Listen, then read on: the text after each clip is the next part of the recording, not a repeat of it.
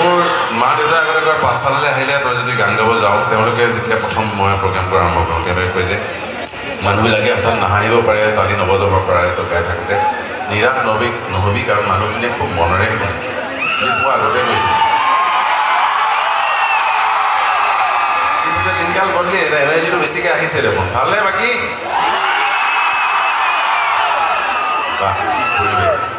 আৰু সঁচাকৈ সদায় থেংক ইউ ছ' মাছ বিহুৰ আমাৰ যিখন মঞ্চ মই সদায় কৈ থাকোঁ যে গৌৰৱ কৰোঁ বাহিৰত থাকোঁ যিহেতু মই বেলেগকৈ চাব লাগে মোৰ অসমখন যিহেতু বাহিৰত অনুভৱ থাকোঁ আমাৰ গৌৰৱ আমাৰ এনেকুৱা এখন জেগাত এনেকুৱা এটা ফেষ্টিভেল হয় য'ত ইমান আৰ্টিষ্ট মানে বাহিৰত কম হয় এনেকুৱা লোকেল আমাৰ নিজৰ ভাষাত গোৱা গীত য'ত বলিউডৰ এটা গীতো গাবলগীয়া দৰকাৰ নপৰে য'ত শংকুৰাজৰ পৰা জুবিন গাৰ্গৰ পৰা জয় বৰুৱা যিমান আমাৰ শিল্পী আছে ইমান ধুনীয়া ধুনীয়া শিল্পী যে আমাৰ এখন দেশত এখন জেগাত এটা এটা ৰাতি আজি চাগে কোনোবা এখন শিল্পী কোনোবা এখন জেগাত আছে কোনোবা এখন শিল্পী কোনোবা জেগাত আছে যিটো পৰিৱেশ ক'তো নাই কিন্তু গতিকে আমাৰ it's a very nice thing যে আমাৰ ইয়াত এনেকুৱা এটা ফেষ্টিভেল হয় য'ত মই চব শিল্পীৰ নাম ল'ব নোৱাৰোঁ পাহৰি যাওঁ আজি ক'ৰবাত জুবিনীয়ে গাই আছে চাগে ক'ৰবাত তৰালীয়ে গাই আছে চাগে ক'ৰবাত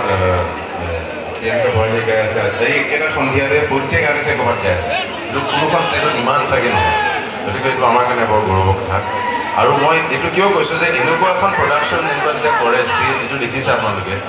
এইটোলৈ যদি আমি নিব পাৰোঁ আমাৰ প্ৰত্যেকখন শ্ব' এইটো কোৱালিটিলে তেতিয়া is going to be very good first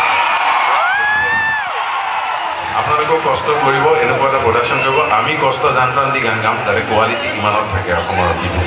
গতিকে thank you let's make this a national international festival